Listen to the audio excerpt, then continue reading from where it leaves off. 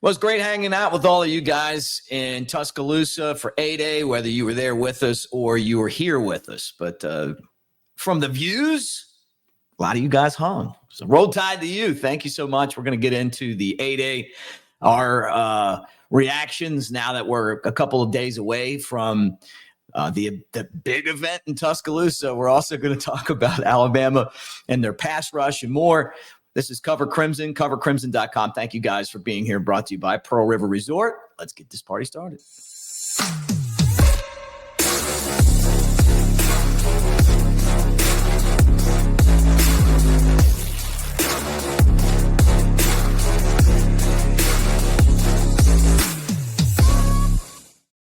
He's Clint Lamb. I'm Mick Gillispie, and it's great to talk to you guys today as we kind of look back at the A-Day event in Tuscaloosa.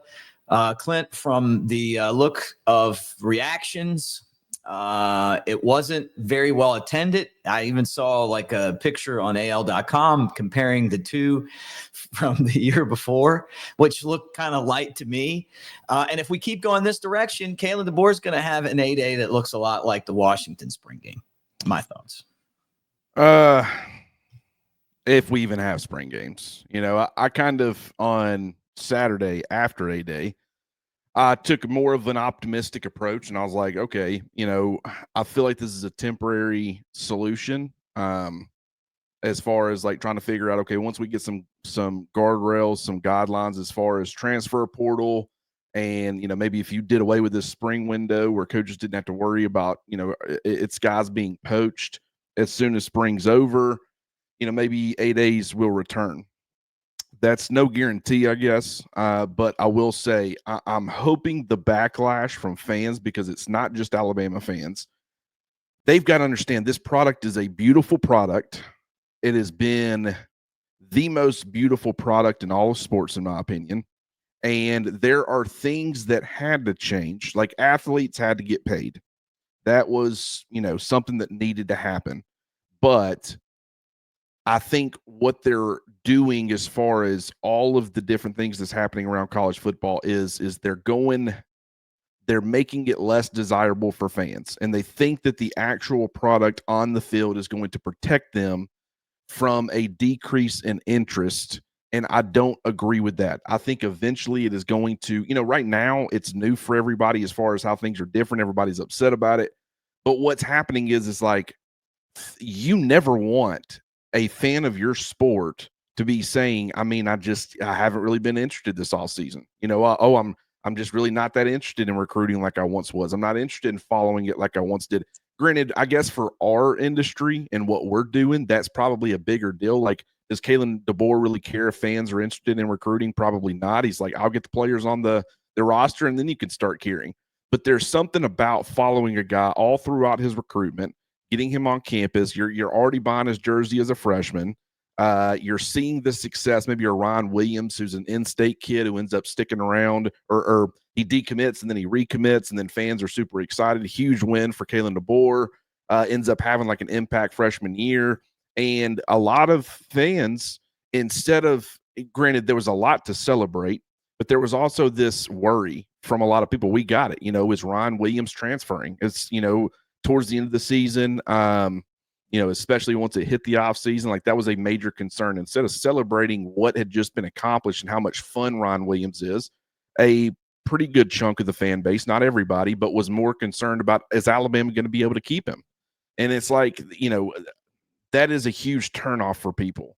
And I don't know what all you can do to help that. But I will say, when you do things like going away from your spring game, which is a way to kind of show appreciation to your fans, let them, do something that generates some interest at this point in the off season that has everybody hyped up and excited, ready to roll for the fall.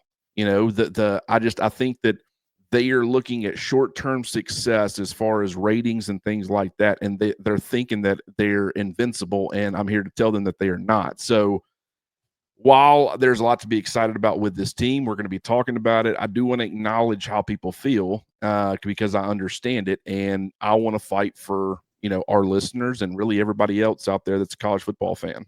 Mm-hmm. I mean, so many things to kind of say here. I hope that college football starts getting something together with these, with these spring games and the sport in general. I mean, the entire situation at Tennessee's been worth talking about because, here's a guy that was given an NIL. He didn't even want to do the NIL, from what I understand. And then, obviously he tries to hold his team hostage and then they kick him out. Now they don't have a quarterback. They'll find somebody for $2 million. And that could happen to any school, really, until the NCAA lays down some rules. But the lack of oversight right now is really costing fans because there's a lot of people that are going, man, I don't know how much more of this I can take. And, I look at Major League Baseball and see how they let their labor issues really destroy their fan base with all the lockouts and strikes and everything else. And it feels like we're kind of rolling down the same road, not exactly the same, but just that we're getting further and further away from the most important thing. And that's the people that pay the tickets and the game itself. What we need to do is stop comparing college football holdouts to NFL holdouts. Like, right. Nico's situation was viewed as a holdout. Some people were describing it as a holdout. It's not. Way different. And the reason being is it's like, if you want to hold out in the NFL, you're not playing for anybody. So it's either play for this team or it's play for nobody. And at the end of the day, most guys would rather play for the team they don't want to play for whatever reason. Maybe it's a contract situation. Maybe it's a location situation. It could be a number of different issues. But in college football, it's like, if I just don't like my situation, if I don't like my contract, almost at any point, I can say, I'll just go play somewhere else. The only thing that hadn't happened yet, and I'm surprised someone hadn't tested it, but because everything else is being allowed, is someone doing it in the middle of the season. Someone saying, you know what, I don't like my situation, I'm going to transfer to this school. The only thing that really would prevent that, I guess, would be the academic side of it and being able to get enrolled in the school.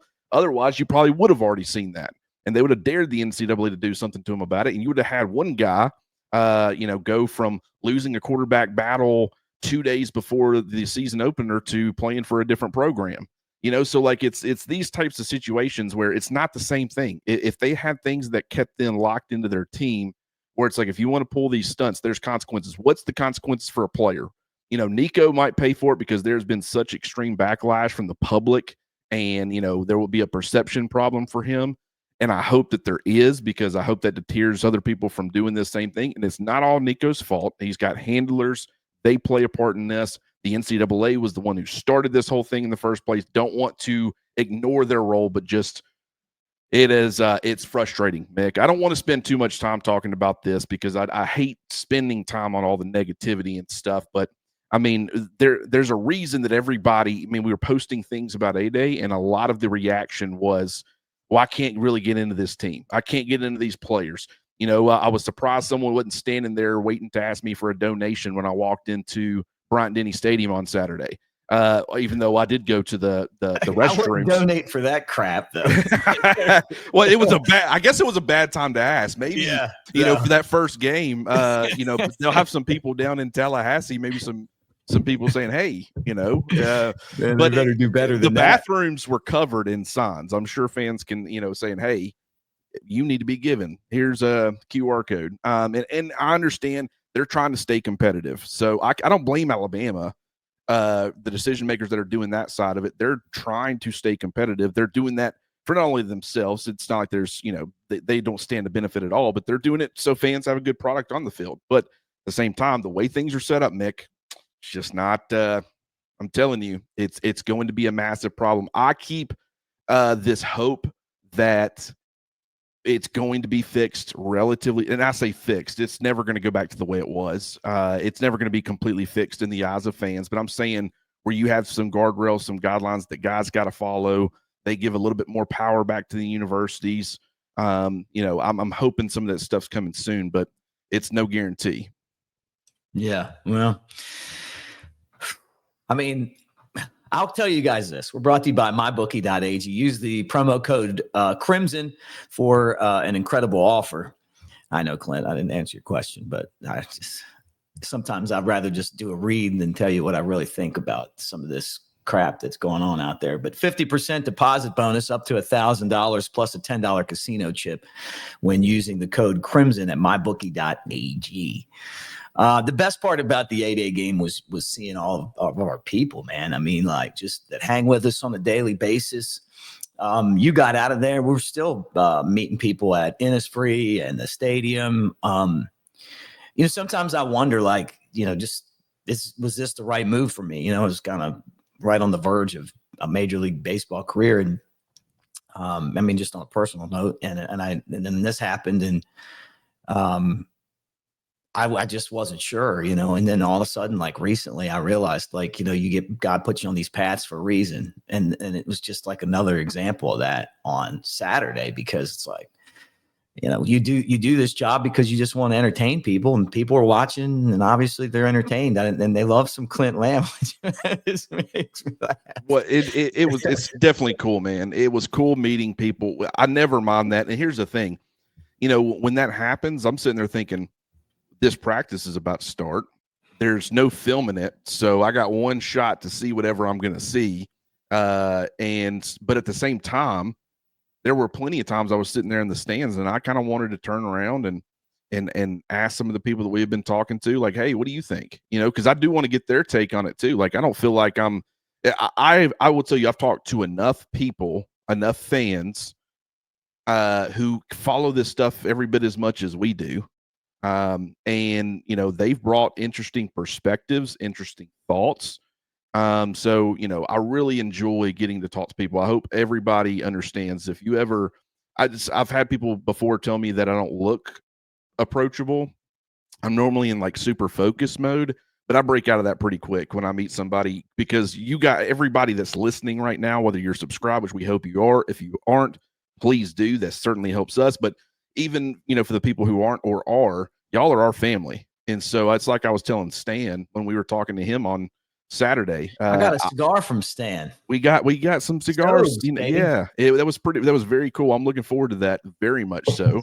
But I like putting faces to names, and sometimes it's actual names that you use on these comments. Sometimes it's, whatever you want to call it, screen names or whatever. But yeah, that was very cool. And Mick, I feel like there was just so much to talk about on Saturday that when we're doing like the post practice show, I just feel like, we missed a lot of stuff. I was going back through my notes. I'm like, I would have liked to have talked about that. Oh, I would have liked to have talked about that too. But it's like, my head was kind of spinning. I guess those players, we know why they're so good at what they do as far as the processing and stuff, the speed of the game, and they're able to keep up with all of it and remain calm, because, practice is designed to be hectic, and it certainly was. And for someone that's kind of not used to seeing it consistently, it was a lot to digest, because I'm wanting to see everything. I don't want to miss a single thing. That's the good part about a spring game, is that you get to focus in on 11 guys versus 11 guys at the field at one time. There's only one play happening at a time. So, I'm telling you, I just was going back through my notes, and granted, there was some concerns, but I just, for the most part, came away feeling really good about how this spring has kind of transpired for Alabama, because there's so many positions that it's like, I'm so encouraged by where that position's at. Yeah. I don't know, Clint. Maybe I'm just a little bit more cynical about things, but I'm worried about some stuff here. I would love to know what you're worried about. Yeah. We'll start with the offensive line, secondly, the tight ends. And I heard from a source that Bama might already be looking at a tight end in the transfer portal. So we'll see if that is a possibility or not. But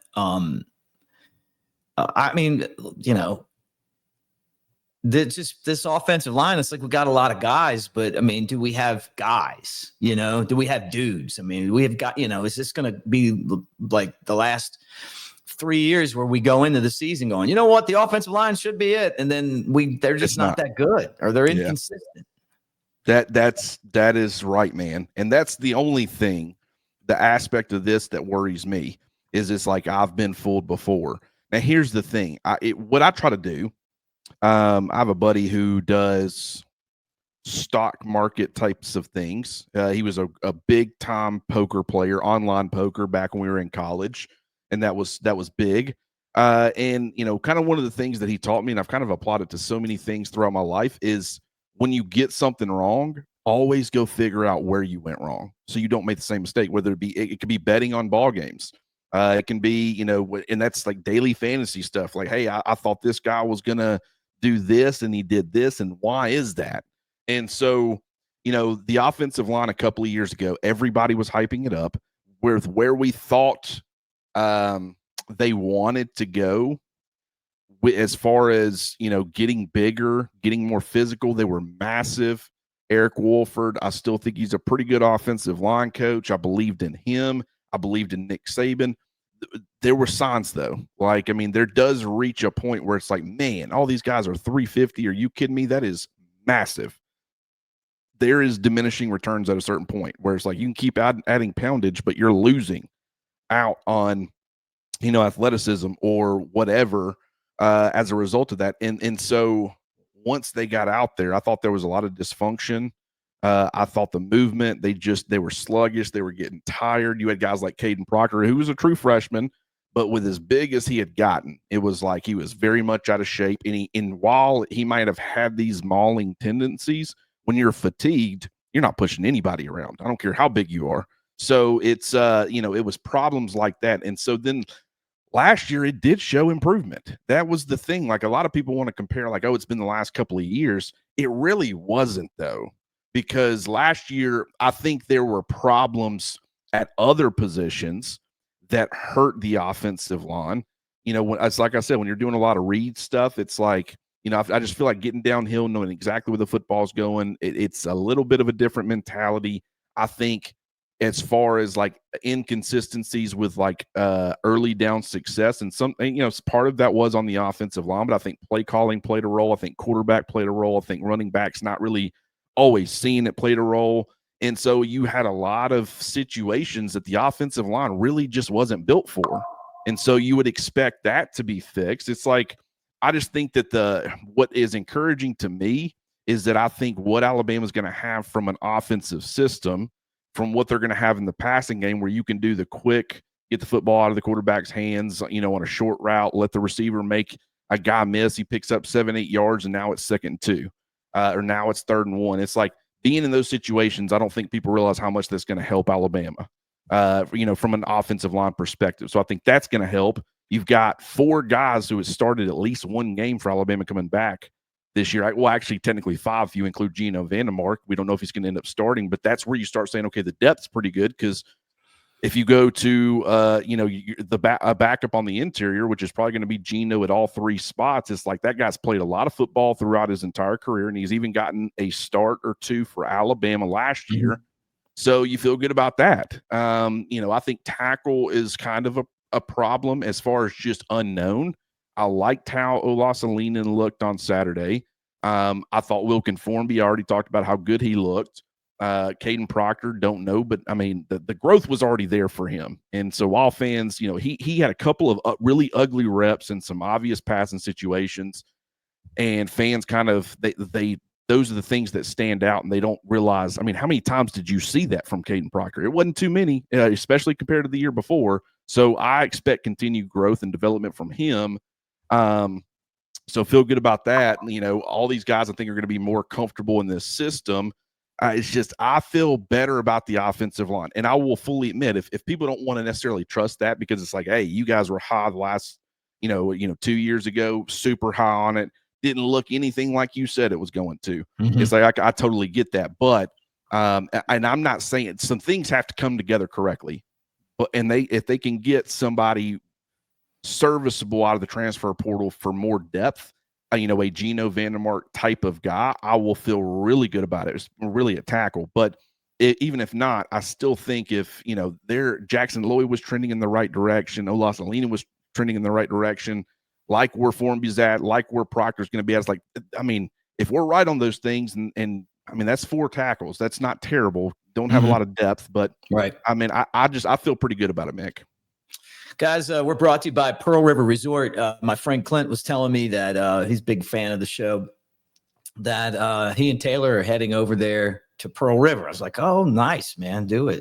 Dancing Rabbit Golf Course probably watched the Masters and said, I want to play the Augusta that's close to us, and that's over at Pearl River. Dancing Rabbit Golf Course, the Azaleas, the Oaks. You don't have to have a membership. 2 amazing golf courses, plus the Timeout Sports Lounge at Golden Moon Casino and Silver Star over there. And if you want to dance like Clint, do the little moonwalking and stuff like that, they're going to have CNC Music Factory, Young MC, headliner Vanilla Ice coming really soon. So check it out over at Pearl River. All right, so we kind of got depth at key positions out of the way, but how about generating a pass rush? I mean, is Bama going to be able to do that? Yeah, that's the other thing I was looking out for. And here's the thing. I mean, we deal with this sometimes. Last year it was like, at certain positions when you're seeing certain things, you have to ask yourself, okay, for example, we think Alabama's defensive backs are pretty darn good. Think they're going to be one of the better secondaries in college football. Some of Alabama's receivers were doing some really good things against those defensive backs on Saturday. So then you start to question, there's one of two things that's happening. Either A, your receivers are really, really good, which is what we think is going on, or maybe your secondary isn't as good as you think. And that's the pessimist will look at it that way. And we really won't know until we see it actually on the field. Just because your offensive line's pushing around your defensive line doesn't automatically mean your offensive line's going to be very good. It could be that your defensive line isn't very good. So that's something that's like, as I'm watching the offensive line, and I thought that both got, a pretty good share of wins, which is kind of what you want to see. A lot of people will look at that and say, okay, does that mean the offensive line isn't where it needs to be? Or is it the defensive line or the defensive front, the pass rush that's not where it's supposed to be?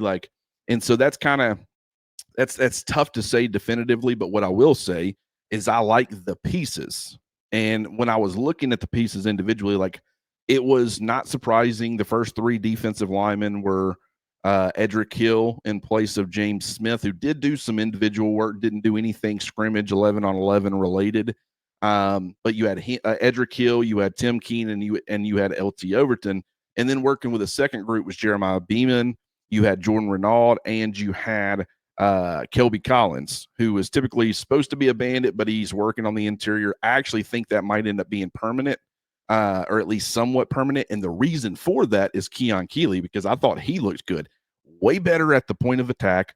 He was being asked to play on the inside shoulder of the tackle a little bit, was a lot more stout holding up in there than I've seen in the past, was able to set the edge better than I've seen him do in the past. So it's like, last year it was Jamarian Latham and LT Overton as the top 2 bandits, and you saw a pretty healthy amount of Jordan Renaud rotating in.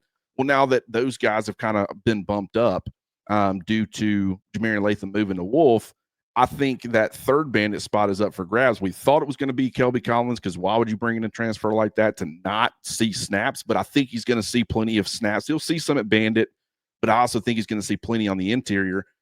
But what I do think this has done, this decision by the coaching staff, is it's going to allow Keon Keeley a more clear path to some playing time. Will it be a significant role? Not necessarily, but he is moving in the right direction. I saw him working more with the second team than I've seen in the past, and he was holding up way better than I've ever seen him. So this staff, give them a lot of credit. He's taken a while, but he's moving in the right direction. That was certainly encouraging. And then I was watching Quay Russaw. Thought he looked a little bit more explosive than he did last year with the lost weight. I thought Justin Hill, the true freshman, did some good things. I thought Noah Carter did some good things. But the guy I was probably most impressed with as far as the pass rush is Yanze Pierre. And, he didn't have the ability, that he's not as comfortable doing everything that's required of the Wolf position, like playing off the ball and stuff. But what I will say is that I feel like with where he's trending, it's like maybe you just, when he's out there, you don't ask him to do a lot of that. It's more situational. It's more, hey, we're going to spend this entire drive in a 4-man front. And I say 4-man, not 4 down linemen. Obviously, you got guys standing up, the Wolf and a lot of times the bandit, but 4 guys on the line of scrimmage. You put Yanze out there and let him be a true edge.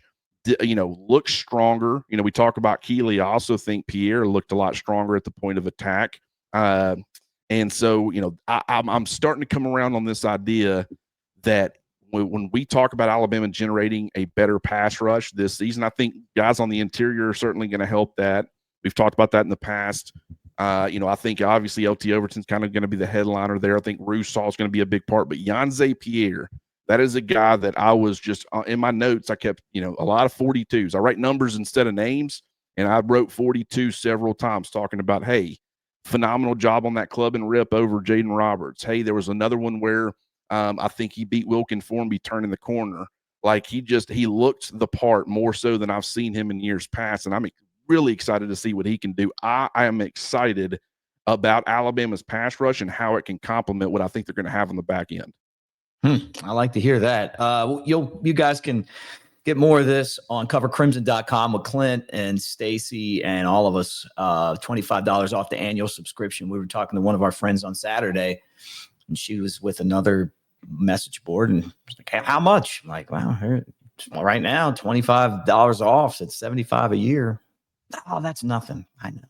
You got that. This day and age with inflation, to get a whole year of Clint. I mean, come on, man. $75 for Clint and Stacy is a steal of a deal. All right, positions to target in the portal. I mentioned a couple of them. I want to hear your opinion, but I do not be surprised if Alabama doesn't pull a tight end in immediately. Mick, I think based off of someone that I've talked to as well, I think tight end's going to be something that you're going to see targeted. So, and they weren't 100% sure, but you saying what you said, I'm like 99.9% sure it's not the same person that we spoke to. So, I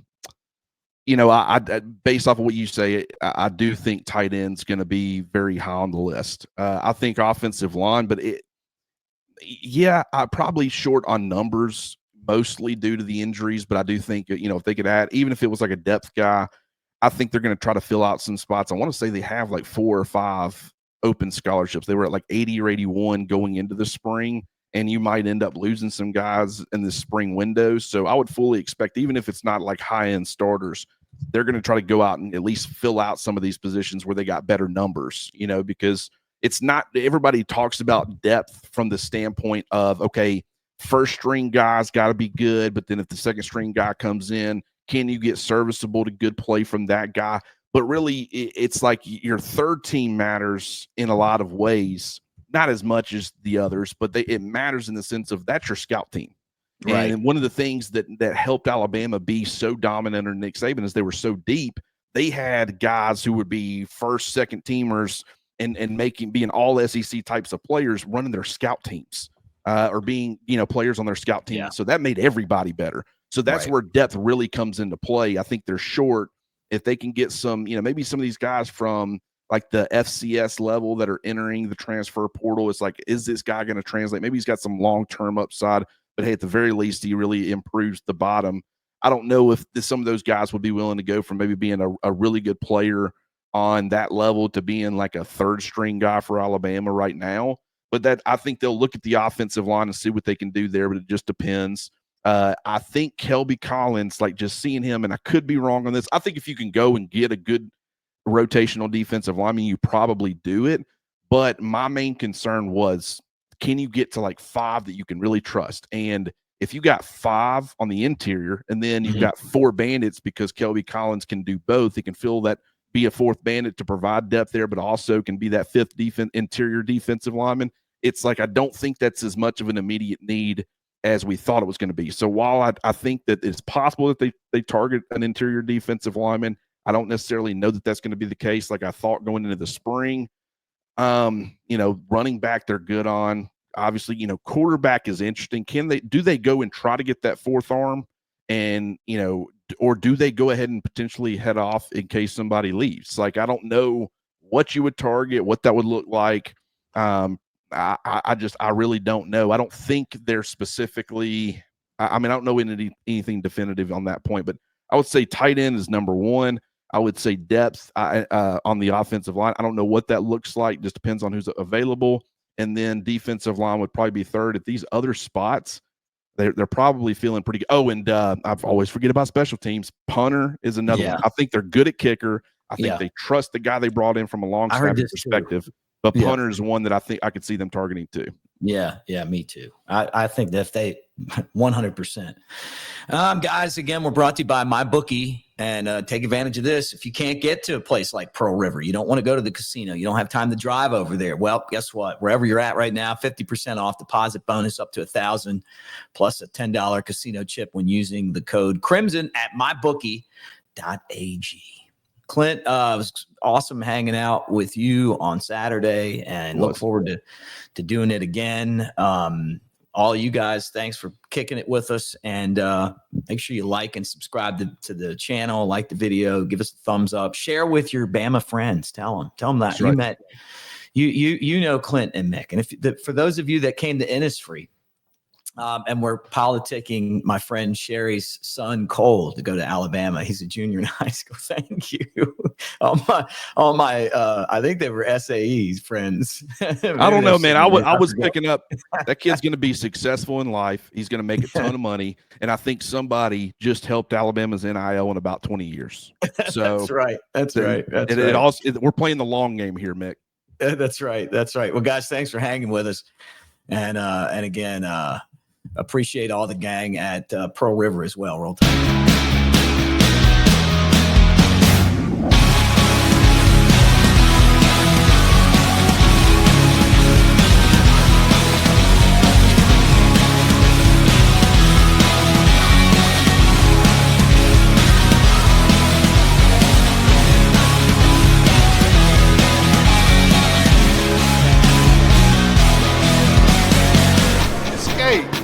Pearl River Resort.